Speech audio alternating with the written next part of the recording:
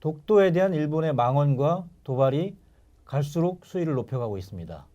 얼마 전에 일본의 한 중의원 의원이 한국이 독도를 불법 점유하고 있기 때문에 전쟁을 통해서라도 되찾아야 된다는 발언을 해서 큰 파문이 일었습니다. 오늘은 독도 판사라는 별칭이 있는 대한민국 최고의 독도 전문가를 초대해서 이와 관련한 말씀을 들어보겠습니다. 안녕하세요.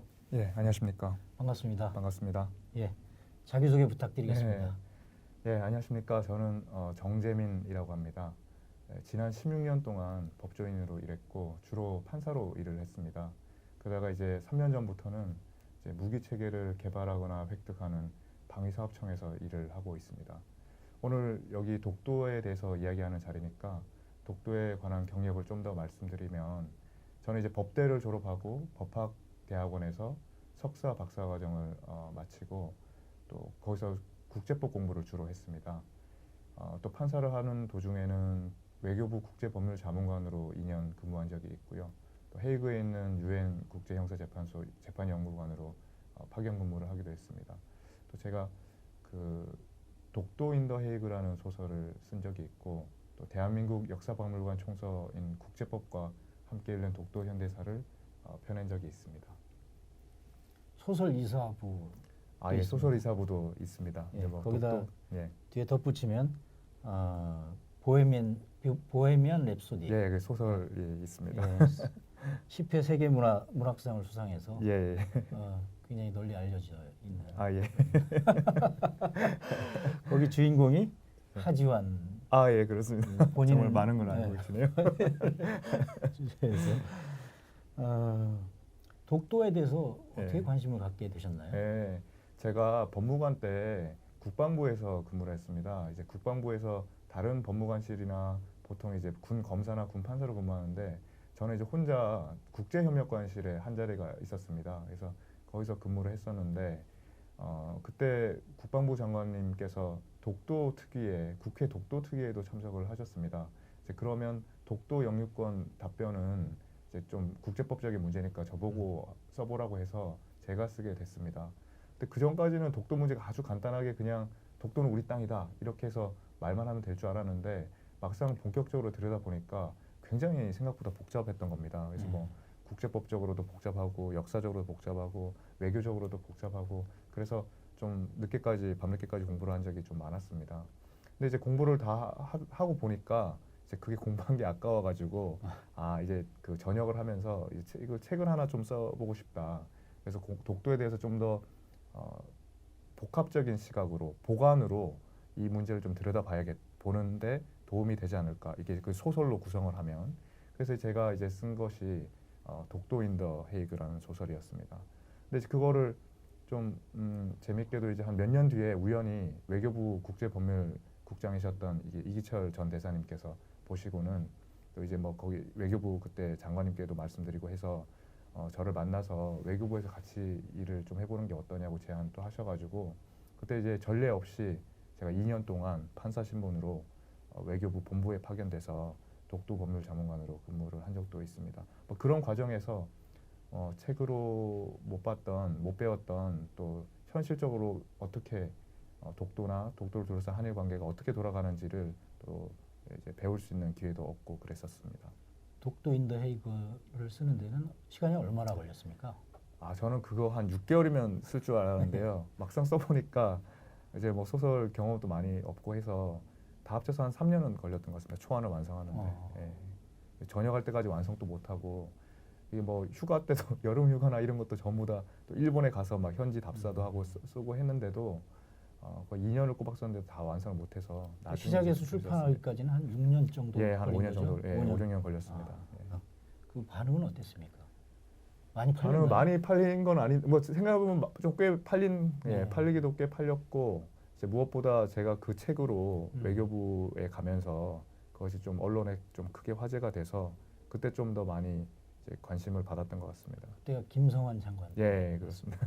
저도 외교부 출입하면서 그때 기자님도 처음 그때 뵙고요. 만나게 됐습니다. 예.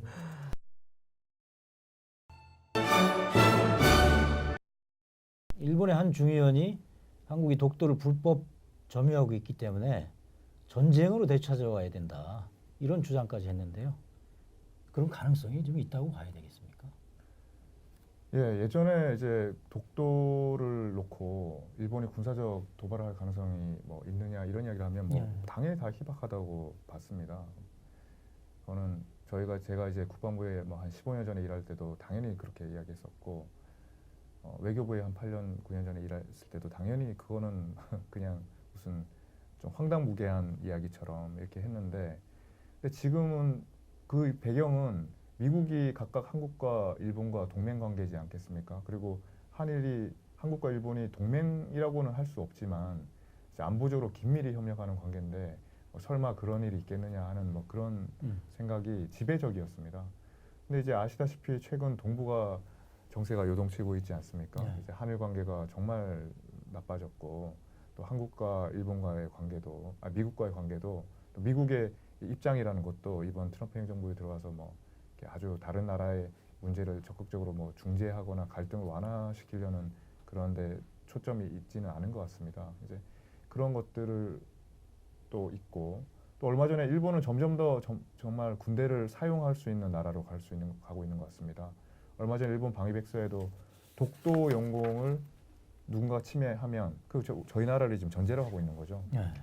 우리나라를 전제로 하고 있는데 우리나라 그 독도 영공을 자기가 침해 당하면 항공 자위대가 긴급 발진해서 대처하는 거를 이제 매뉴얼화하는 것처럼 앞으로 그런 취지를 기재한 것 같습니다. 이미 센카쿠 열도에 대해서는 이제 그렇게 하고 있는 걸로 알고 있는데요. 그런 조치를 한국에 대해서도 하겠다는 겁니다. 그러니까 중국과 한국을 동렬해 놓고 있는 거죠.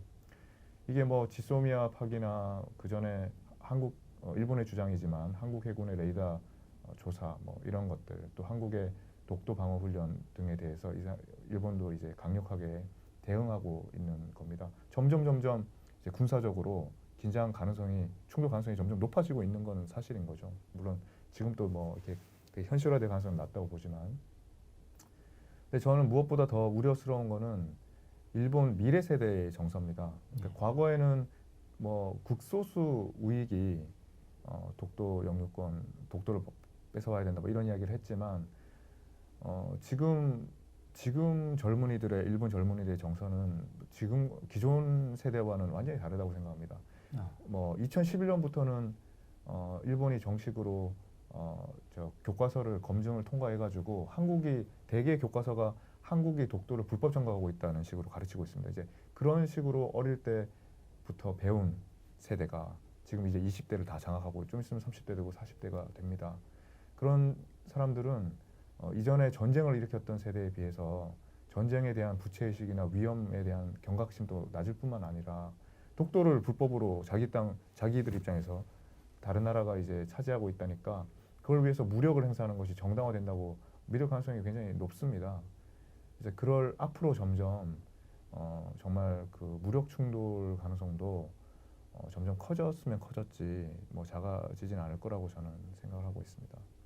네, 자 그러면은 일본이 만약에 독도를 무력으로 점령한다면 어떻게 되겠습니까? 우리는 어떻게 대응을 해야 되죠? 그래서 이제 제가 독도 인더 헤이그의 내용이 바로 그것입니다. 이제 독도 인더 헤이그는 한일 간에 이제 독도 문제로 갈등이 고조되다가 한국 정부가 이제 독도에 군대를 파견하겠다 이렇게 결정을 하고 나니까 이제 일본이 그걸 빌미로 이제 기다렸다는 듯이 기습적으로 군함들을 보내서 독도를 포위를 해버립니다. 그러면서 독도 영유권 문제를 국제사법재판소에서 해결하자 이렇게 요구를 해버립니다. 근데 여기서 우리 선택지는 이제 세 가지가 되겠습니다. 뭐 하나는 일본 말대로 소송을 해주는 거죠. 예. 네. 그럼 근데 우리가 소송을 갈 이유가 없는 거죠. 가서 뭐 이겨야 본전의 소송을 왜 하겠습니까? 이제 근데 소송을 하자. 첫 번째 선택지는 일본을 원하는 대로 소송을 해준다. 두 번째는 군사력으로 어떻게든 물리친다. 근데 이거는 이제 전쟁 위험성을 가지고 있는 거죠. 그래서 소설에서는 이것이 다 부담스러우니까 마지막 세 번째 뭐 옵션인 유엔의 안보리에 중재를 요청합니다. 이제 국제사회에 호소를 하는 거죠. 일본을 규탄하면서. 근데 이제 우리가 피해자고 일본이 다 이제 국제사회가 우리 편을 들어줄 거라고 생각하지만 그렇게 기대했지만 현실은 유엔 안보리는 이거는 중립적인 기관에서, 그러니까 재판소인 거죠. 재판소에서 재판을 통해서 해결하면 되지 않냐, 그렇게 권고를 합니다. 실제로 예전에 유엔 안보리가 어떤 분쟁에 대해서 그 재판을 하라고 권고를 한 적도 있습니다. 그래서 우리가 울며 겨자 먹기로 어쩔 수 없이 몰려서 이제 소송을 할 수밖에 없는 그런 과정, 또 소송을 해내는 과정, 그런 것들을 이제 그린 것이 저의 독도 인 더 헤이그 소설의 주된 내용인데, 네. 만약에 이제 가능성이 낮겠지만 일본이 독도를 점거한다면 뭐 지금 그 일본 해상자유대가 상륙 훈련도 하고 있지 않습니까? 네. 근데 점거한다면 저희는 저희의 그때 선택지도 소설에 있는 선택지와 크게 다를 수 있을까? 저는 그렇지 않다고 생각합니다. 그 소설을 쓰셨는데요. 예. 소설이 현실화됐을 경우 예. 작가로서는 좀 내가 쓴 소설이 현실화됐다 해서 예. 예. 기분 좋을지 모르지만 기분 안 좋습니다. 우리 국민에게는 굉장히 네. 불행하고 좀 곤란한 그렇습니다. 이런 상황 아닙니까? 우리 예. 애를 갑자기 지나가던 삼자가 예. 당신 애가 아닌지 맞는지 그렇습니다. 예. 한번 뭐 소송을 유전자 해보자. 검사해 보자고 막 그러고 그러면 그 기분이 나쁜 아주 거죠. 좋지 않은 그런 상황으로 가는 예. 건데 그렇다면 지금까지 우리가 독도에 대해서 예. 좀 적당하게 관리를 잘 그렇습니다. 못해온 거 아닌가, 전략이 좀 부족한 거 아닌가, 예. 이런 또 반성을 좀 할 수도 있는 거 아니겠습니까? 그렇습니다. 그런 부분에 좀 아쉬움이 있고요. 말씀대로 이제 우리 자식인데 계속 우리가 먼저 나서서 계속 우리 뭐 자식이다, 여기저기 우리 자식이다. 우리 자식이다 이렇게 이야기하고 다니는 것이 과연 현명한 전략일까?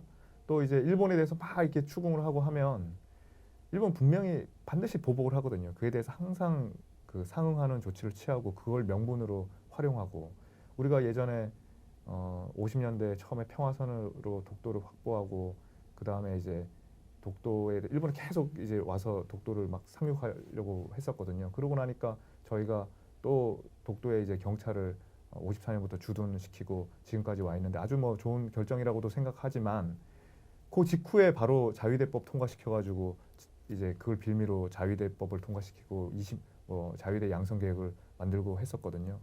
그러니까 항상 공짜는 없습니다. 우리가 뭘 하면 반드시 저쪽에 액션을 또 하기 때문에 그걸 좀 잘 생각해서 저희에게 별 득실을 좀 생각해서 좀 처신할 필요가 있을 것 같습니다. 그 판사를 16년 동안 하시고 방위사업청으로 가셨는데요. 예. 이 독도를 방위하기 위해서 좀 힘을 보태기 위해서 가신 거 아닐까요? 그렇지 않아도 저희가 이번에 방위사업청에 저희 정부에서 최초로 이제 이른바 뭐 경항모라고 하는 걸 이제 만들기 시작하고 항공모함 있고요. 말씀하시는 예. 이제 뭐 대형 수송함인데 공식적으로는 일본은 뭐 지금 한 23년 안에 경항모를 지금 이미 만들어 놓은 것도 있고 해서 뭐 한 4척 이상 만든다고 합니다. 또 구축함이나 이런 거는 저희보다 한 2~3배는 많고요. 이제 그래서 저희도 뭐 해상 전력을 꼭 일본을 상대로 염두에 둔 건 아니지만 여러 지금 동북아 질서를 이제 생각하면서 좀 군사력을 강화하고 있고, 우리를 둘러싼 군사 뭐 나라들이 다 만만치 않지 않습니까? 러시아, 뭐 중국, 북한, 일본, 뭐 정말 만만치 않은 나라고 이 경제가 어려운 와중에서도 뭐 국방비를 막 올려서 막 뭐 만들고 있습니다, 열심히. 그래서 저희도 필요 최소한도의 어떤 조치는 해야 되고 또 하고 있다, 이렇게 말씀드립니다. 그런 입장에서 볼 때 일본의 전력에 대해서 좀 분분합니다. 네. 만약 일본이 독도를 이렇게 침략했다고 했을 경우에 네. 그 한국과 일본이 어떤 불행한 그런 상황이 벌어진다면 어떻게 보십니까? 일본의 어떤 전력, 해군력이라든지 육군력이라든지 이게 과연 의견이 좀 엇갈리거든요. 예, 일본은 그 자위대가 있죠. 자위대가 있는데 뭐 헌법에는 이제 군대를 보유할 수도 없고 군대가 아니니까 또 뭐 군사력을 이제 쓸 수가 없는 거죠. 그럼에도 불구하고 지난 몇십 년 동안 매년 일본은 방위비가 저희보다 높았습니다. 예. 예. 지금 올해 저희가 이제 국방비 50조 이제 통과될 건데 뭐 그래도 하여튼 이제 좀 근접했지만 일본은 또 내년 뭐 후내년이면 60조, 70조 이제 가거든요. 그러니까 오랫동안 돈을 투자해서 근데 자위대 그 인원이라는 것이 저희의 절반도 안 됩니다. 네. 근데 저희는 이제 육군 중심의 군대를 가지고 있는 거고 일본은 아무래도 이제 또 해군 중심의 그런 돈을 많이 투자하는 그런 전력을 많이 네. 이제 키워 놓고 있는 것 같습니다. 그러다 보니까 이제 해군만 놓고 보면 일본이 뭐 아무래도 구축함수나 뭐 항모수나 경항모 같은 것도 이미 있는 거고 이지스함도 벌써 저희보다 여러 척 더 가지고 있죠. 그런 측면에서 일본이 더 일본은 굉장히 강하다고 이야기할 수 있죠. 만만한 나라는 아닌데 그럼 저희는 그러면 아주 그러면 약하고 힘없는 군대냐 하면 저는 그렇지는 않고요. 예. 예, 저희는 뭐 그렇게 생각을 하지 않고 좀 전에 말씀드렸다시피 좀 더 강해져야 되고 지금 또 일본이 뭐 상당히 무시할 수 있을 정도로 그렇게 약한 군대는 아니고 상당히 강한 세계적으로도 강한 군대라고 알고 있습니다.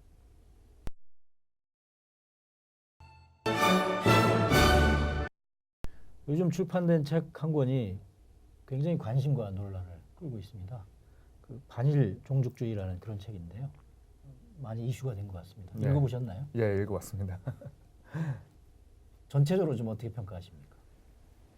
전체적으로 뭐 사실 지금 한일 관계가 이렇게 나쁘고 반일 감정이 이렇게 큰 상황이지 않습니까? 전례 없이. 근데 네. 그런 와중에 이제 떡하니 그런 책을 이제 낸 거가 뭐 상당히 어떻게 보면 참 용기가 대단하다는 생각도 들고 또 뭐 들을 경청할 부분도 있다고 생각합니다. 이제 그분 책의 전제는 우리가 이제 반일 감정 때문에 좀 우리가 객관적 사실을 엄정하게 확정하는 데 있어서 좀 미흡하지 않았냐.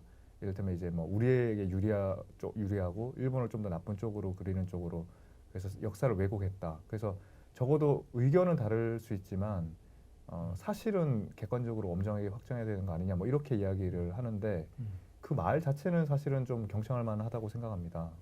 우리가 이제 우리끼리 이야기하는 것과 우리라는 울타리를 넘어서서 남의 나라, 남의 국제사회, 또 남의 뭐 이런 그런 것들에서 이야기할 때는 또 기준이 다르지 않습니까? 그래서 역공을 받지 않으려면 굉장히 엄정하게 사실을 인정해야 된다. 뭐 이런 그런 취지는 좋은데 그걸 감안한다 하더라도 이제 특히 저는 이제 뭐 독도만 아니까 그 부분에 대해서는 너무 오히려 지나치게 우리의 역사적 사실을 많이 왜곡한 부분이 적지 않다. 그래서 굉장히 좀 아쉽게 생각합니다. 예.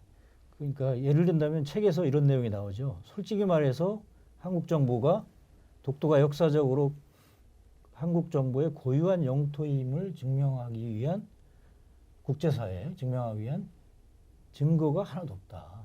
이렇게 싸잡아서 얘기할 수 있는 건가요? 네, 거기서 더 나가서 이제 국제사법재판소의 공평 무사한 법관들은 그렇게 판단할 것입니다. 그렇게 판단한다는 건 이제 국제사법소에 가면 재판소에 가면 국제재판관들이 우리나라 독도가 우리 영토라는 증거는 하나도 없다 이렇게 판단할 거다 이렇게 이야기를 하신 건데요.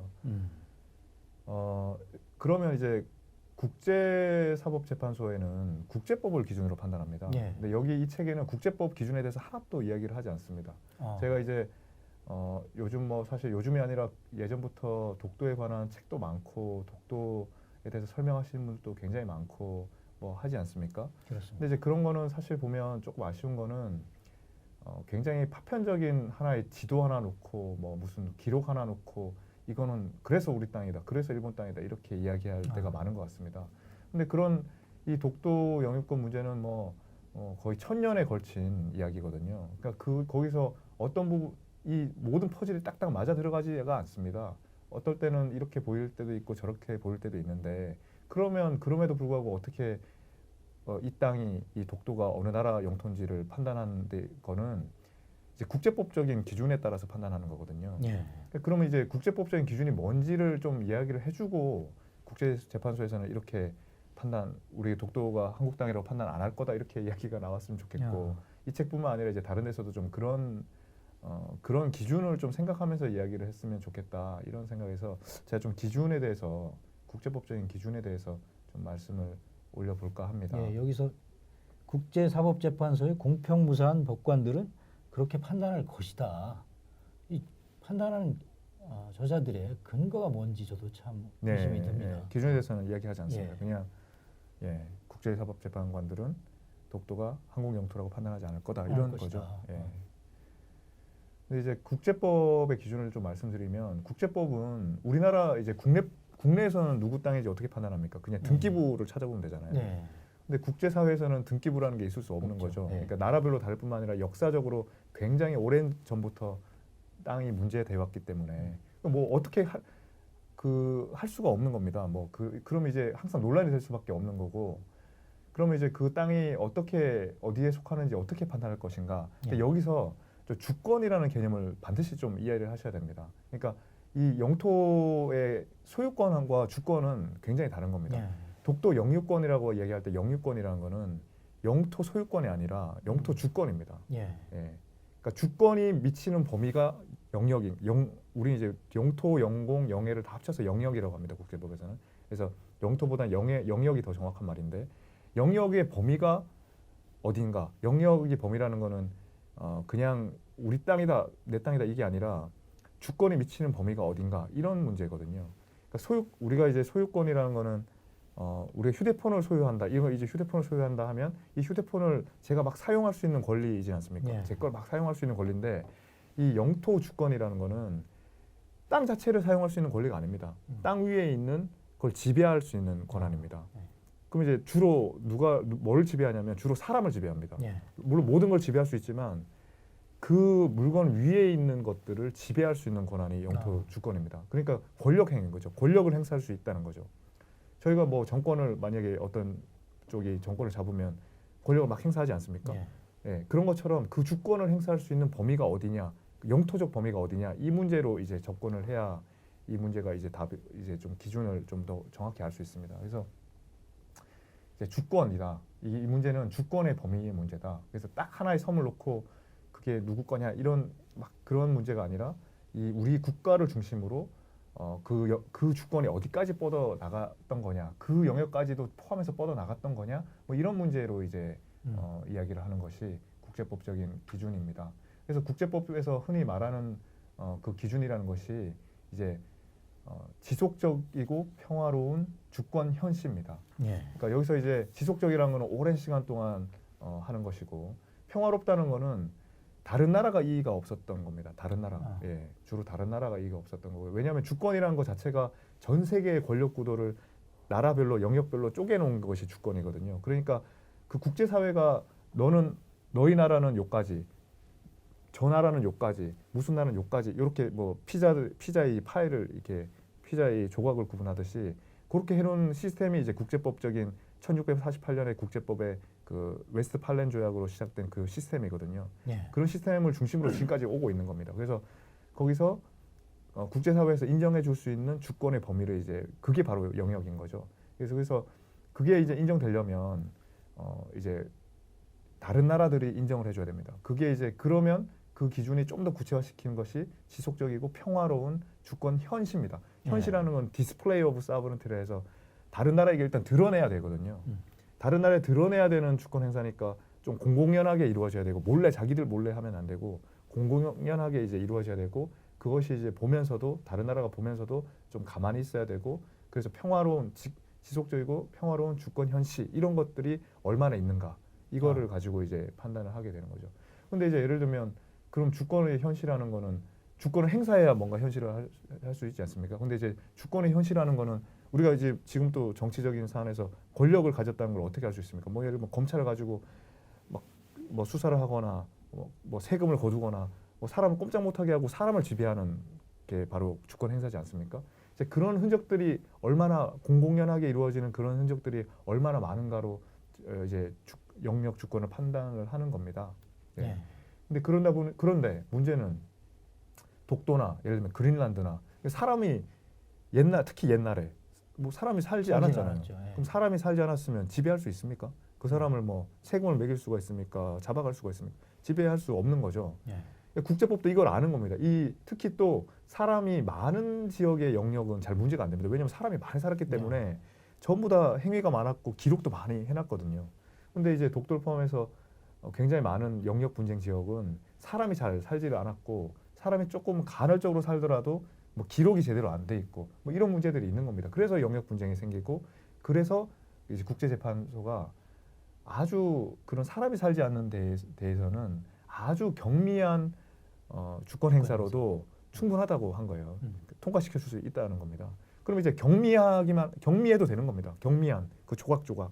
이제 그런 차원에서 이제 저희가 들 수 있는 것들이 저희는 있는 거죠. 예를 들면 세종실록 지리지에서 분명히 두 섬을 서로 다른 물리적으로 떨어져 있는 두 섬을 인지하고 있고 동해에 이제 사실 그런 섬이 두 개밖에 없는데 또 뭐 그런 거라든가 예를 들면 일본이 독도를 1905년에 편입한 직후에 바로 다음에 그 울릉 군수가 곧바로 봉군 소속 독도가 그렇게 침해당했다. 뭐 이렇게 편입됐다는 거를 상부에 보고하고 막 서로 내부적으로 막 이게 뭐 말이 안 된다 이렇게 의사소통을 하고 조치를 해야 된다 이런 의사소통을 한 거죠.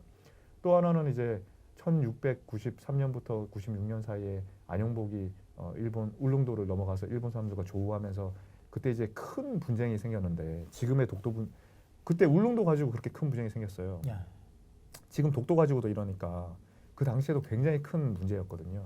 근데 그 과정에서 일본하고 저희하고 이제 정부 간에 막 이렇게 교섭도 하고 증거도 들이대면서 결국에는 독도를 포함해서 울릉도가 우리 영토라는 걸 확인을 받은 적도 있습니다. 그게 흔히 말해서 이제 울릉도 쟁계라고 하는데요. 이제 그런 행위들이 아주 중요한 주권 행사의 행위고 드러난 주권 행사의 행위였고 그게 지속적이고 평화로운 주권 현시였고 그 국제재판소의 기준으로도 아주 경미한 정도를 훨씬 뛰어넘는 그런 정도기 때문에 이제 저희는 독도 영유권이 역사적으로도 저희에게 있다 이렇게 보는 겁니다.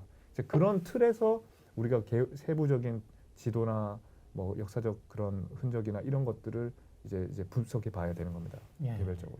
그러니까 그 뉴스에 종종 뭐 이런 기록이 나왔다, 이런 지도가 나왔다, 이런 게 기사화가 되는데 그것이 국제법적인 틀 범주 내에서 이렇게 비교되고 견주어져야 된다는 거죠. 국제법적인 큰 틀 내에서 이게 어떤 의미를 가진지를 봐야지 뭐 무슨 지도가 어디서 뭐가 발견됐다 이러면 사실 지도는 국제법상으로 사실 효력도 되게 떨어지거든요.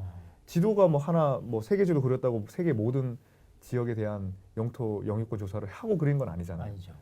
그게 지도는 되게 또 누가 그렸는지도 안 나와 있고 그 사람이 뭐 정재민이 그렸다 해도 그 사람이 무슨 분명히 딴 지도를 보고 그렸거든요. 그럼 그 지도 뭘 보고 그렸는지도 안 나와 있을 뿐만 아니라 그러면 그 보고 그린 그 지도는 대체 뭘 근거로 했는지 이런 근거들이 항상 부족할 때가 많기 때문에 지도라는 거는 상당히 그 증명력이 약합니다. 그래서 지금은 좀 뜸한데 옛날에는 뭐 9시 뉴스에 이제 지도 하나씩 딱 보시면서 이제 막 이렇게 발견됐다고 하는데 대개 그 지도가 이전부터 알려져 있던 지도일 뿐만 아니라 이제 그 국제법적으로는 큰 힘을 못 쓰는 경우가 좀 많습니다.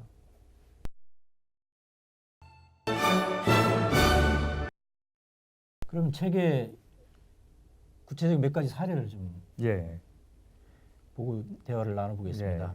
그 반일 종족주의는 세종실록 지리지의 우산도를 그 환상이라고 이렇게 얘기하고 있습니다. 또한 이 책은 신증, 동국여지 승남의 팔도 총도를 비롯한 여러 섬들이 우산도와 울릉도의 위치를 제대로 그리지 못하고 있다. 그래서 이것이 우리 학생들에게 동서남북을 혼동하도록 만드는 그런 폭거와 같다. 이렇게 기록을 하고 있거든요. 그 부분에 대해서 어떻게 보십니까? 그 세종실록 지리지에는 이런 문구가 있습니다. 이제 우산과 무릉 두 섬은 본래 두 섬으로 현해 동쪽 바다 가운데 있다. 두 섬이 서로 거리가 멀지 않아 날씨가 좋으면 서로 바라볼 수 있다. 이렇게 되어 있습니다.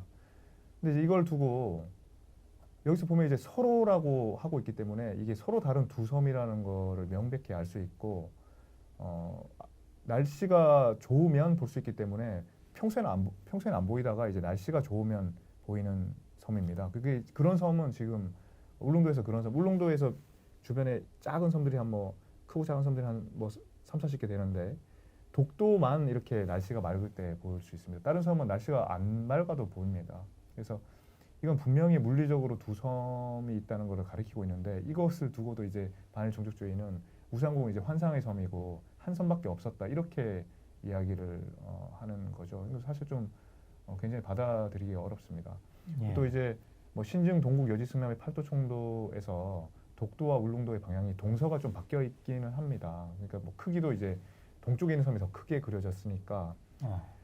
근데 그런데 이제 우리가 뭐 이런 이 지도뿐만 아니라 고지도나 고문서를 보면 이게 위치가 제대로 안 그려진 게 굉장히 많습니다. 지금도 독도에 가는 게 굉장히 쉽지가 않습니다. 그 네. 시절에 독도에 가기가 굉장히 쉽지 않았고 울릉도 가기도 쉽지 않았고 한동안은 이제 울릉도를 가지 말라는 그런 정책도 펼 정도니까 울릉도도 가기 힘드니까 이제 독도는 더더욱 이제 힘들었던 거죠. 그래서 정확히 위치를 파악하고 뭐 지도에 정확히 그때 GPS도 없었던 시절에 위치를 정확하게 쓰고 기록하고 했던 것이 좀 부족할 수가 있습니다. 그래서 또 뭐 명칭도 우산, 울릉, 무릉 이런 명칭들이 울릉도를 가리킬 때도 있고 독도를 가리킬 때도 있습니다. 이거는 일본도 마찬가지입니다. 일본 지도도 독도, 울릉도를 뭐 바꿨을 때도 있고 또 뭐 이제 예를 들면 지금 다케시마를 독도를 다케시마라 하지만 오랫동안 울릉도를 다케시마라 했었거든요. 독도를 예. 독도는 이제 마스시마라고도 했었고요. 그래서 이 명칭도 일본도 한국도 계속 오락가락 이제 했던 것들이 많습니다. 그런데 그렇게 뭐 GPS가 없던 시절에 만든 500년 전의 지도가 폭거라 할 정도로 흥분할 일인지 저는 잘 모르겠고요. 예. 근데 이제 국제법상 그냥 중요한 거는 이제 동해에 두 섬이 있었고 조선이 그 두 섬 모두를 우리 영역으로 인식하고 있었다는 겁니다. 만약에 동해에 현해 동쪽에 이 세종시국 지리지 말에 따르면 섬이 뭐 한 뭐 20개, 뭐 50개 있었는데 두 섬이 있다고 하면 그게 독도인지 뭔지 모르지만 이제 크게 봐서 독도에 지금 섬이 두 개 있는 거 아닙니까? 예, 일본 지도도 대개 두 개만 그려놓고 있고요. 우리 지도도 계속 두 개만 그려놓고 있는데 그게 독도와 울릉도에 해당하고 그 두 섬을 전부 다 인식하고 있었다면 당연히 우리 조선 정부가 또 그걸 관찬 지리지입니다. 세종시국 지리지도 그렇고 신증, 동국, 여지, 승남도 세종의 명에 따라서 만든 관찬 지리지거든요. 그러니까 그런 것들에 그렇게 돼 있으면 그 정도만 해도 아까 말했던 국제법상 기준으로 뭐 매우 경미한 정도도 되는데 이 정도는 충분히 된다고 생각합니다. 이제 그럼에도 불구하고 이제 그걸 가지고 조금 부정확하다고 그렇게 폭거다 뭐 그걸 가리킨 게 폭거다 애들 동사람 그렇게 뭐 이야기하는 구분도 안 건 되는 예, 좀 못하는 폭거다. 균형이 많이 좀 상실된 표현 아닌가 그런 생각을 합니다.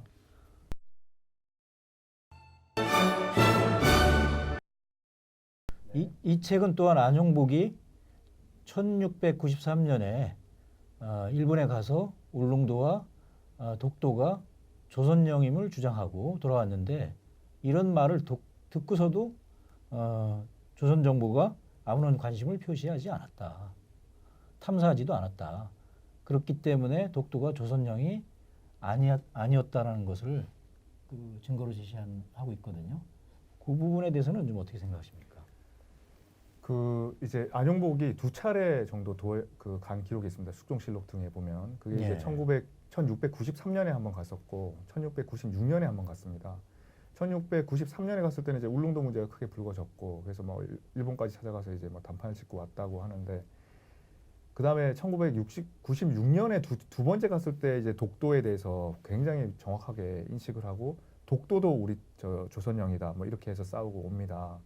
근데 이제 이 책에서는 1996년에 안용복이 가서 독도 문제를 그렇게 일으키고 왔으면 조선 정부가 가서 답사도 좀 하고 뭘 좀 챙겨보고 해야 되는데 그 뒤로 뭐 별 조용히 있었다는 거거든요.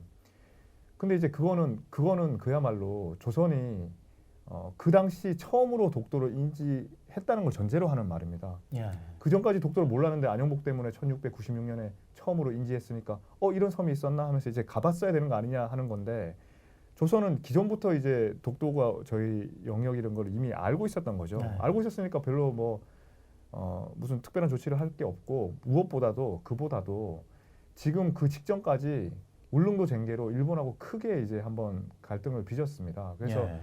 울릉도를 포함해서 독도까지 다 이제 조선령으로 확인이 됐습니다. 그러니까 그게 왜 그렇게 그러냐면 울릉도 쟁기가 처음에 이제 1693년 안영복 그 도해로 이제 불거지니까 막부하고 울릉도가 무슨 누구 땅이냐 가지고 싸움이 벌어지지 않았습니까? 그러니까 막부가 일본의 중앙정부가 아니겠습니까? 그럼 그 도토리 현인 번인데 그 당시에 번이니까 번에 이제 이게 어떻게 된 거냐? 너희 이게 누구 섬이냐? 너희 섬의 그 판도는 어디까지냐 하니까 도토리 섬에 회신하기를 울릉도와 독도가 그때 울릉도의 일도 송도가 우리 그 영이 아니라고 했었거든요. 일본 우리 막부가. 예, 일본 도토리 번이 네. 일본 막부한테 답장을 하기를 예.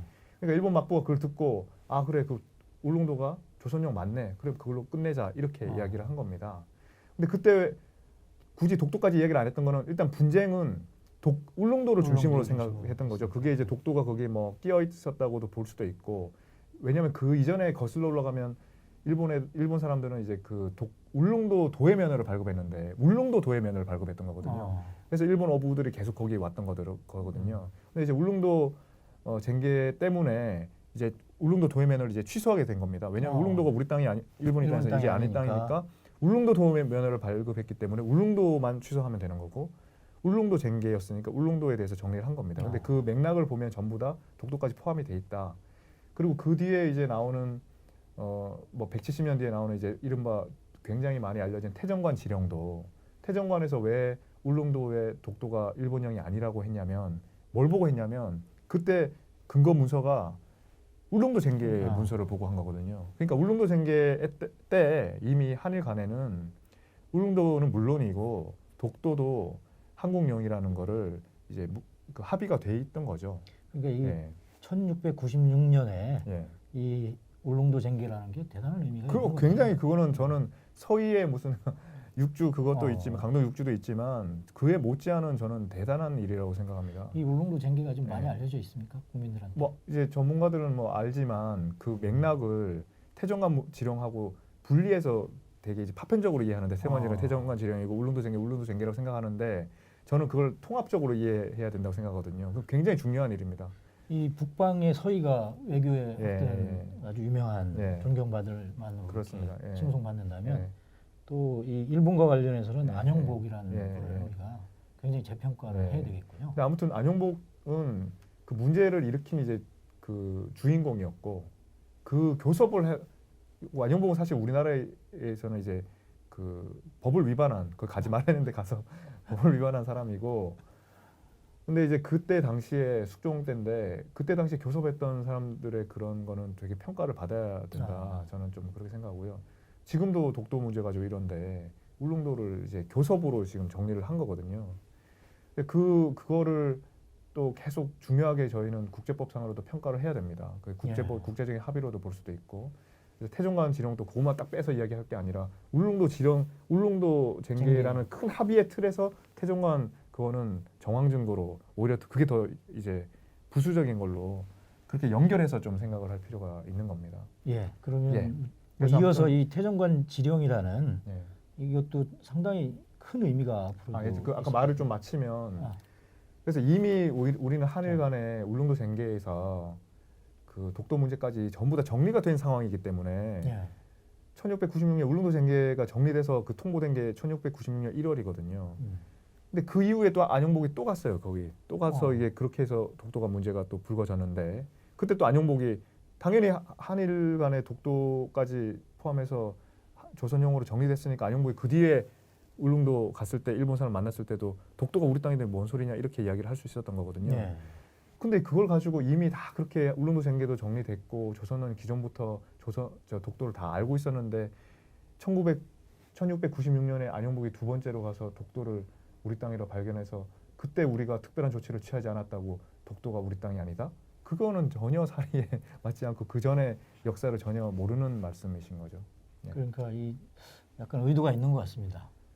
의도가 있든지 아니면 무지한 이제 너무 반일 감정으로 인한 그거에 대한 불편함으로 너무 섣불리 우리가 주장하는 모든 것들이 근거가 없다고 쉽게 단정을 본인의 전공 분야를 넘어서서 이제 그렇게 하신 거에 좀 패착이 있지 않나 그렇게 생각합니다. 반일 종족주의가 사실을 사실대로 보자 이렇게 주장을 했지만 어찌 보면 역사를 심각하게 왜곡하고 있는. 진짜 일본의 공식적 주장보다 더 많이 왜곡.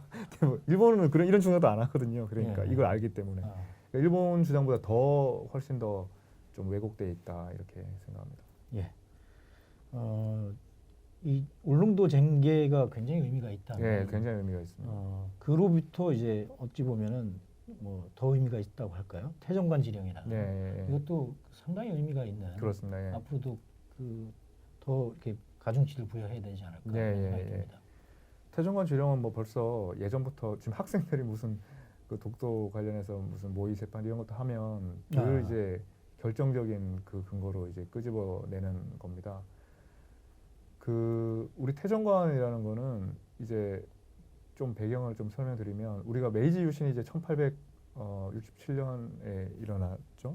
1867년에 일어났는데 메이지 정부가 들어서서 처음에 이제 막 이제 여러 가지 뭐 그 일본 사람들은 막 정리를 잘하잖아요. 이렇게 막 또 토지 조사를 합니다. 막 토지 조사를 하고 우리 이 영토가 어디까지고 이제 뭐 조사를 하기 시작합니다. 그걸 이제 내무성에서 합니다. 그 내무성에서 하는데 내무성에서 이제 살펴보니 이제 울릉도나 독도가 어디 땅인지가 이제 문제가 될 텐데 그때 그 태종관에게 이게 이제 내무성에서 또 보니까 울릉도 그때 이제 내무성에서 본 자료가 170년 전에 이제 그 울릉도 쟁계 기록인 거죠. 예. 울릉도 쟁계 기록을 보니까 결론이 내는 게 그러면 그때 울릉도 쟁계가 1696년에 조선용으로 매듭이 지어졌다라는 결론을 이제 내렸습니다. 내부적으로. 근데 이제 영토 문제라는 것이 굉장히 중요하지 않겠습니까? 그러니까 중요하니까 이건 내무성 독자적으로 결정할 수 있는 문제가 아니다. 그래서 이제 그때 당시에 국가 최고 기관인 더 높은 그런 기관인 태종관에게 최종적인 결정을 해달라고 이렇게 구했습니다. 그러니까 뭐 태종관의 성격을 정확히는 알 수 없지만 아마 이제 우리 국무회의나 뭐 그런 뭐 그 이상의 총리실 뭐 이 국무회의 이런 걸 합쳐놓은 기관이지 않겠습니까? 근데 이제 태종관은 그 일본 이제 왕의 바로 밑에서 이제 국가 최고 의결 기관이었고 입법, 행정, 사법 기능을 총괄하고 있었다고 합니다. 근데 거기서 이제 태종관이 심사한 결과 공식적으로 죽도의 일도는 여기서 말하는 죽도는 아까 말했듯이 다케시마인데 다케시마가 독도가 아니라 이제 울릉도입니다. 네. 예. 울릉도의 일도 그러니까 독도죠. 예, 독도죠. 네. 울릉도의 일도를 일본의 판도 외로 정한다 이렇게 이야기를 했습니다. 그 다음에 울릉도의 일도가 일본과 관계가 없다 이렇게 결정을 내립니다. 근데 이제 우리가 이제 흔히 우리나라에서도 흔히 이야기하기를 태종관 지령이 울릉도와 독도가 우리 땅이라고 이야기했다고 하는데 사실 엄밀히 말하면 울릉도와 독도가 일본과 관계가 없다고 했지 조선 땅이라고 하지는 않았습니다. 일본에서. 예. 근데 이제 관계가 없다라고 이야기한 거죠. 물론 이제 일본은 그 틈을 비집고 우리가 언제 한국 땅이라고 했냐, 그냥 우리 땅이 아니라 관계가 없다고 했을 뿐이다. 또 심지어 어떤 저 일본의 그 독도 연구 많이 하는 학자는 죽도의 일도도 죽도라는 겁니다. 그러니까 둘 다 울릉도라는 거예요. 둘 다. 예, 하여튼 뭐 그런 이유로 이렇게 피해 나가는데 이게 피해 나가기가 어려운 게 일단 이제 태종관 지령의 좀 더 중요한 이유를 말씀드리면 태종관 지령에는 울릉도 쟁계에서 저 내무성이나 태종관이 저렇게 판단하는 근거가 울릉도 쟁계를 보고 했기 때문에 울릉도 쟁계에서 울릉도뿐만 아니라 독도도 조선용으로 확인됐다는 거를 완전히 인정해 주는 거거든요. 그러면 울릉도 쟁계와 같이 생각하면 절대로 그게 이제 소극적 증거가 아니라 적극적 증거가 될 뿐만 아니라 왜냐하면 울릉도 쟁계의 그 효력 범위 안에 저게 울릉도와 독도가 포함된다는 근거가 되고 그 울릉도와 쟁계가 1696년에 있었지만 저거는 1877년에 있었던 거거든요. 태종관 지령은. 그러니까 시간적으로도 1877년까지 울릉도 쟁계의 효력이 유효했다는 근거가 될 수도 있는 거죠. 그리고 일본은 울릉도와 독도가 태종관 지령에서 일본과 관계없다 그랬죠. 언제 한국 땅이냐 그랬냐 이렇게 이야기할 때도 울릉도 쟁계를 보고 하지 않았냐 하면 당연히 조선용으로 판단했다고 설명할 수 있는 거죠. 그러니까 울릉도 쟁계와 반드시 연관해서 설명을 해야 되고요. 또 태종관 지령에 굉장히 묵직한 파워가 있는 거는 태종관 지령을 보면 도장이 7개 찍혀 있습니다. 거기 보면은 경제부도 있고 외무부도 있고 법무부도 있고 뭐 이런 날이 다 있습니다. 그러니까 이런 것들은 아주 이제 그 뭐 아주 권위가 있다고 봐야 되는 거죠. 예. 있고. 예, 이런 부분까지 구석구석 다 짚어주면 태종관 지령을 근거로 한 우리 독도 연구원 주장이 점점 훨씬 더 힘을 받지 않나 이렇게 생각합니다.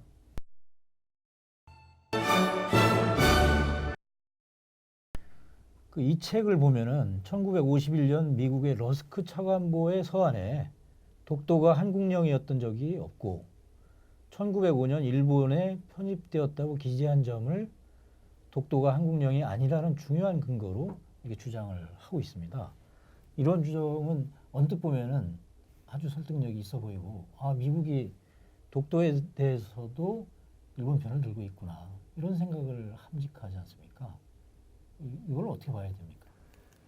그 이제 러스크 그러니까 샌프란시스코 조약이 체결된 것이 1951년 9월 8일입니다. 그러니까 러스크 차관보가 그런 서한을 저희에게 발송한 것이 이제 그 한 달 전, 불과 한 달 전이거든요. 8월에 발송을 했고 그래서 이제 그 왜 일본이 저런 주장을 하냐면 샌프란시스코 조약이라는 것이 굉장히 힘이 있지 않습니까? 저희가 비록 당사국은 아니지만 지금까지 미치는 그렇죠. 조약인 거죠. 그 51개국이 서명을 하고 어떤 국제적인 질서를 영역 질서를 그 당시에 굉장히 확립하는 그런 힘이 있다고 이제 보이는 조약입니다. 그러니까 우리가 1차 대전 끝나고 2차 대전 끝나고 하면서 그때마다 중요한 뭐 로잔 조약도 그렇고 중요한 다자 조약을 통해서 영역 질서를 확립해 나갔습니다. 뭐 우리 국제법의 시초도 아까 말했지만 1648년에 30년 전쟁이 끝나고 체결한 그 영역 뭐 네덜란드도 독립시켜주고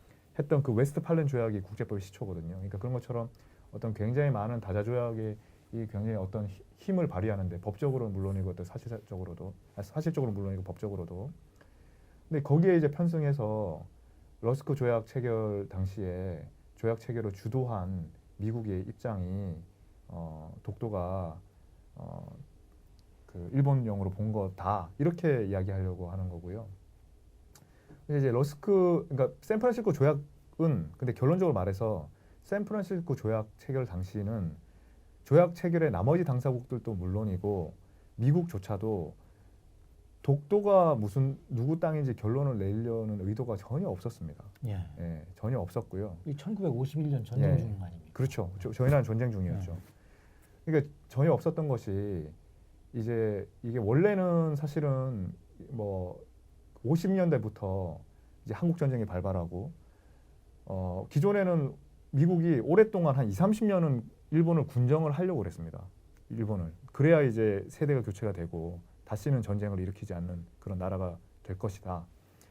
진짜 평화적인 나라가 될 것이다. 이렇게 해서 그렇게 하려고 했었는데 갑자기 이제 공산주의가 밀고 내려오고 중국이나 러시아의 뭐 이런 너무 세력이 커지고 한국 전쟁도 막 발발하지 않았습니까? 그러니까 급한 겁니다. 급해서 빨리 이 상태를 일본의 상태를 졸업시켜서 이 자유주의의 어떤 천명으로 또 이게 전진 기지로 좀 활용을 해야 되겠다. 그래서 빨리 졸업을 시켜주자 이런 움직임이 있었습니다. 그래서 50년부터 나중에 국무장관이 되는 이제 덜레스 그 국무장관 특사가 샌프란시스코 조약 체결을 이제 담당하게 됩니다. 그 전에 담당자가 바뀌고 그러면서 이 사람이 이제 빨리 체결해야 되니까 빨리 체결하려면 미시적인 시시콜콜한 거를 전부 다 할 수가 없습니다. 예를 들면 이제 영국 같으면 이제 이 조약 체결하는데 주로 주도했던 나라가 미국과 영국인데 영국 같으면 일본의 영역을 선으로 다 표시하려고 했습니다. 선으로. 그럼 선으로 표시했으면 지금쯤이면 굉장히 정확하게 정리됐겠죠. 그리고 영국은 자기 저 초안의 상당 부분에 독도가 한국령으로 돼 있습니다. 예. 그러니까 선으로 하자고 했는데 선으로 하면 이것뿐만 아니라 뭐 대만 뭐 다른 영역 분쟁들도 있습니다. 그러니까 이런 게 타협이 안 되는 겁니다. 그러면 이런 시시콜콜한 것들은 나중에 관계국들끼리 해결하자. 그리고 우리는 주요한 원칙만 내세운다. 그래서 초기에 뭐 조항도 절반으로 줄여놨습니다. 샌프란시스코 평화조약 그것도 원칙만 한 7대 원칙 딱 선언해가지고 확 줄이면서 그거는 판단하지 않기로 한 겁니다. 그래서 미국도 지금 러스크 차관보 저 서한이 51년 8월인데 51년 7월까지만 해도 그때 처음 조사를 한 겁니다. 내부적으로 미국 사람들이 국무부에서 막 조사를 했는데 그게 뭐 한두 사람이 조사를 했는데 그때 조사를 한 그 조사 근거 자료라는 것이 뭐 일본이 발행한 팸플렛 일본이 발행한 팸플렛에는 심지어 울릉도도 우리 자기 일본령으로 돼 있거든요. 예, 그거나 일본에 파견돼 있던 어떤 미국인의 그런 자료. 그리고 이제 우리나라는 그때 일본은 외교관이 10,000명이었는데 우리는 30명밖에 없었거든요. 전 세계에. 예, 전 세계 30명인데 미국에는 4명 있었어요. 네. 주미 대사가 그냥 하와이에서 의사하시던 그 양유찬 씨가 이제 가서 하고 있고 주미 대사를 밑에 직원 다 합쳐서 한 3-4명이었던 거예요. 그 사람이 가서 그 주미 대사 저기 미국에서 불러서 야 이거 독도가 뭐 일본은 일부 땅이라는데 너희는 어떻게 생각하냐고 물었더니 거기 가서 아 뭐 독도와 파랑도는 우리 땅입니다. 그럼 독도와 파랑도 어디 있는데 하니까 아 그거 울릉도 옆에 있는 것 같은데요. 이거 파랑도가 이제 저 이유도 그게 울릉도 옆에 있는 것 같은데요. 뭐 이런 식으로 이야기할 정도로 전문성이 없는 거죠. 예. 그러니까 이제 그걸 보고 우리는 또 한국 전쟁 중이었고 뭐 정부가 무슨 부산에 있었고 거기서 이제 이거 보고 거기에 러스크 서한에 우리의 그 정보에 따르면 일본령으로 보인다 뭐 이런 식으로 한 거예요. 한국령으로 봤던 증거가 없고 1905년부터 일본에 편입된 것으로 보인다 이렇게 이제 한 거죠. 근데 이제 근데 그게 이제 8월인데 그 7월에만 해도 미국의 보고서도 독도가 한국령으로 돼 있어요. 그런 보고서가 있습니다. 예, 미국의 또 샌프란시스코 조약 체결 전에 무수한 뭐 지금 발견된 것만 20개 넘는 그런 초안들이 있는데 거기에 한국령으로 되어 있는 게 더 많습니다. 근데 뭐 이렇게 뒤집어지고 했던 거죠. 근데 이제 그런 결론적으로는 미국은 이 문제에 개입하지 않으려고 했고 그 덜레스 나중에 국무장관 된 이후에도 미국은 중립이고 미국은 그거에 대해서 이야기를 하지 않은 거고 미국은 51개 당사국 중에 하나의 의견에 불과하고 또 그때 주일 미국 대사였던 사람도 나가면서 그 내부 보고서를 보면 우리는 이건 중립이다. 독도에서 대답을 하지 않는다 했고 러스크 차관보도 우리가 먼저 보낸 서신에 대해서 우리한테만 살짝 보낸 그 서한이지 이 샌프란시스코 조약에서 이렇게 결단했다고 하려고 하면 샌프란시스코 조약 당사국 전체에게 회람시켜가지고 그 결론을 조약 초안에 반영했을 겁니다. 근데 독도는 언급을 하지 않았거든요. 그리고 그 없이 그냥 초안을 회람하고 저 레스코 초안 우리한테 보낸 이후에 어떤 자리에서도 미국이 이 문제를 당사국들 사이에서 거론한 적도 없고 일본에게 말한 적도 없고 그렇습니다. 그러니까 저걸 가지고 샌프란시스코 조약이 독도가 일본령으로 판단했다 이렇게 말하는 거는 전혀 국제법과 또 국제 관례와 맞지 않은 이야기입니다.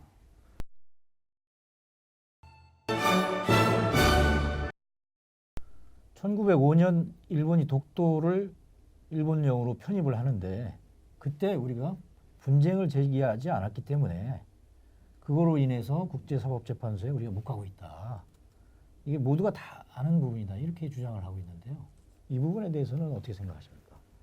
그래서 이분이 이제 뭐 그 결정적 1905년 뭐 그 무렵 이제 결정적 시점이고 그때 분쟁을 제기하지 않았기 때문에 우리가 지금도 국제사법재판소에 못 가고 있고 이런 처지를 다 알고 있다고 하는데 그러니까 하나하나가 다 잘못된 겁니다. 그러니까 그때 결정적 시점이라는 거는 국제법상 용어인데요. 결정적 시점은 분쟁이 결정화됐다는 아주 뭐 중요한 물론 결정적 시점의 결정은 크리티컬이고 보통 분쟁이 결정화됐다고 할 때는 동결됐다고 하는 거죠. 그게 크리스탈라이즈입니다. 이게 다른데 아무튼 이제 똑같은 언어를 써서 뭐 혼란스러울 수 있는데 결정 시점은 일단 분쟁이 표면화되면 그 뒤에 있었던 사정은 영토 분쟁에서 고려하지 않는다는 겁니다. 왜냐하면 그걸 고려하기 시작하면 분쟁이 난 뒤에 계속 자기에게 유리하게 만들려고 계속 이렇게도 뭐 물리적으로 막 뭐도 인공물도 설치하고 막 하지 않겠습니까? 그걸 다 고려해주면 그게 사리에 맞지 않을 뿐만 아니라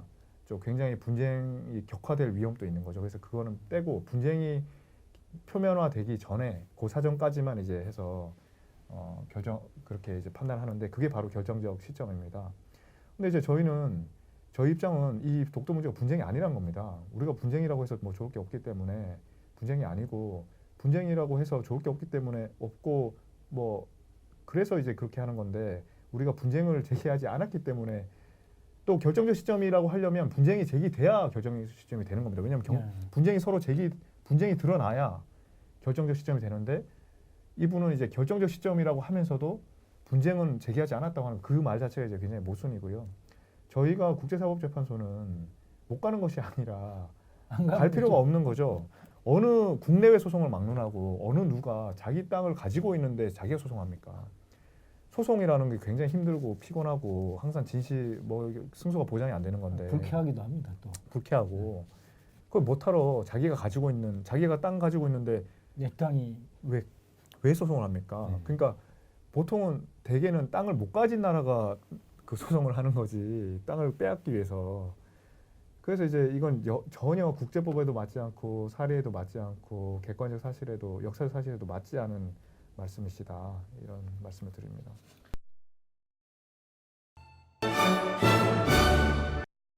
일본의 망언과 도발이 계속 강도를 높이고 있는데요. 그 부분에 자극받은 또 일부에서는 우리도 더욱 상응해서 조치를 취해야 된다. 혹은 뭐 해병대를 또 파견해야 된다. 이런 주장을 하고 있습니다. 가장 지혜로운 대처법 어떤 게 있을까요?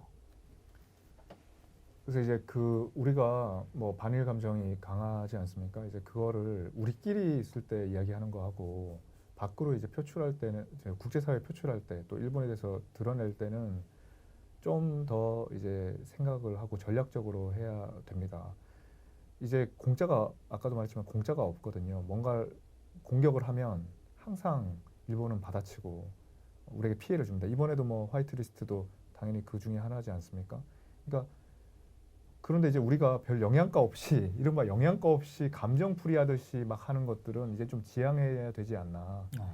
좀 이제 물론 당연히 우리가 가만히 있어서는 안 될 때가 있고 뭔가를 액션을 취해야 될 때가 있습니다. 그러면 우리가 이렇게 했을 때 저쪽은 어떻게 할 것이고 그런 걸 다 계산해서 플러스가 더 많을 때 우리가 하는 게 맞다. 근데 이제 독도 문제에 대해서는 저희가 지금 가지고 있기 때문에 지금 지금 뭐 약오르는 지금 부족한 거는, 마음이 조급한 거는 일본이거든요. 근데 우리가 더 때로는 과거에 더 조급해서 또 더 뭔가 긴장을 자극시키고 이렇게 하는 경우가 있었는데 그거는 좀 곤란하지 않나. 그래서 제가 이제 독도 인더 헤이그에 보면 이제 뭐 군사적 분쟁도 있고 또 소송도 하고 그랬지만 그거는 진짜 그렇게 하고 그렇게 군사적인 분쟁도 일으키고 갈등도 고조시키고 독도에 군대도 파견하고 또 뭐 소송도 하자 뭐 이런 취지가 아니라 다 그걸 하지 말자는 겁니다. 우리가 이제 감정적으로 막 이렇게 지르면 그것들이 다 부메랑이 돼서 이런 결과를 초래하는데 일조할 수도 있기 때문에 우리가 그래서 얻는 것이 뭘까? 우리가 이제 일본은 아무리 미워도 우리가 뭐 이사 갈 수가 없는 처지 아니겠습니까? 그래서 잘 상태를 관리하면서 어떻게든 우리가 더 이익을 누리도록 관계를 관리하면서 결국에는 우리가 일본보다 더 좋은 나라가 되고 더 민주적인 나라가 되고 더 잘 사는 나라가 되고 더 기술이 발전한 나라가 되고 더 국제법적으로 충실한 그런 나라가 되는 것이 진짜 일본을 이기는 거 아닌가, 막 그런 생각을 합니다. 예.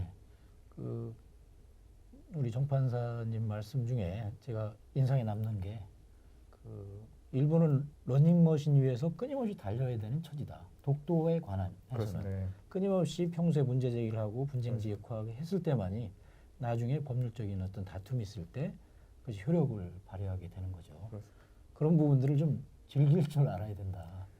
그런 말씀하셨습니다. 예, 국제법상 아까도 말했듯이 이제 지속적이고 평화로운 주권 현시가 용인되면 옛날에 설사 일본 땅이었다 하더라도 독도가 한국 땅이 되는 거거든요. 그러니까 일본은 우리가 뭘 할 때마다 계속 뭔가 이의를 제기할 수밖에 없습니다. 자기가 계속 우리가 뭘 할 때마다 자기들을 해야 되는 거죠. 우리를 계속 주시하고 있으면서. 그게 얼마나 피곤한 일입니까? 그러니까 우리가 더 여러 가지로 우월한, 독도의 문제에 있어서는 우월한 입장에 있기 때문에 그것을 좀 여유 있는 마음으로 또 그것을 잘 관리해 나가는 것이 좋지, 오히려 일본보다 더 조급해서 더 피해의식을 가지고 이렇게 움직일 필요는 전혀 없다, 이렇게 생각합니다. 예. 이순신 장군께서 평소에 유비무환과 필사직선 이런 말씀을 많이 강조했는데요. 독도에 대해서 지금 시점에서는 우리가 유비무환이 강조되는 그런 시점인 것 같습니다. 법률적이나 또 다양한 증거나 그다음에 우리 실력, 경제력, 또 국방 자유력 이런 부분들을 계속 좀 증강해 나가는 그런 것이 절실히 요구되는 그런 시점이라고 생각합니다. 오늘 이렇게 나와주셔서 좋은 말씀 감사합니다. 예, 불러주셔서 감사합니다.